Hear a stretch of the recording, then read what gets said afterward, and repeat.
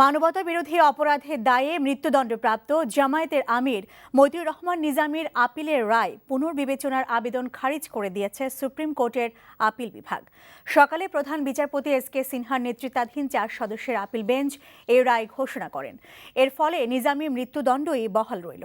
এখন রাষ্ট্রপতির কাছে প্রাণভিক্ষার আবেদন ছাড়া নিজামীর কাছে আর কোনো সুযোগ থাকল না। রিপোর্ট করছেন হাসান জাবেদ।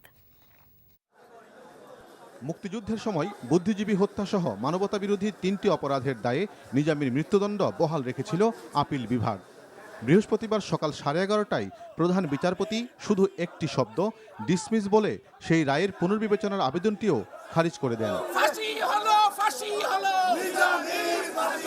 আলবদরদের শ্রেষ্ঠতম নেতা প্রধান মতিউর রহমান নিজামীর আজকে দ্বন্দ্ব নিশ্চিত হলো।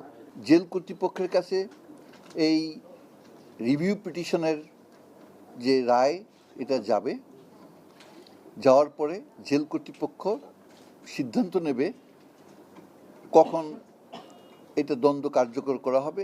জেল কর্তৃপক্ষ সিদ্ধান্ত নেবে সরকারের নির্দেশের আলোকে।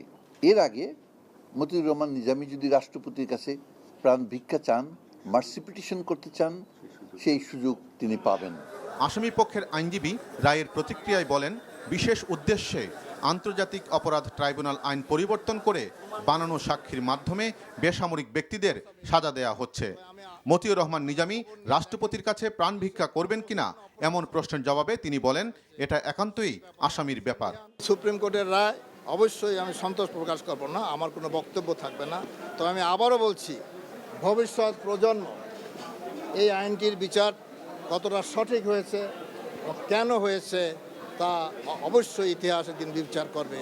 তখন হয়তো দেখা যাবে যে এই বিচার যে আইনে করা হয়েছে, যেভাবে করা হয়েছে, সঠিক হয় নাই।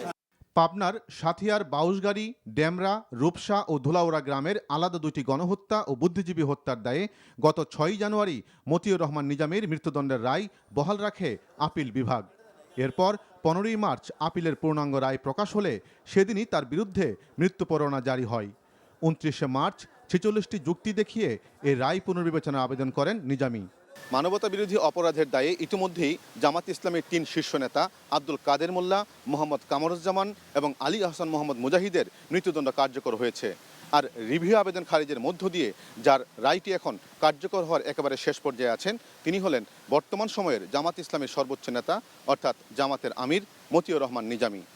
Hasan Jabed, NTV news, Bangladesh supreme court, Dhaka.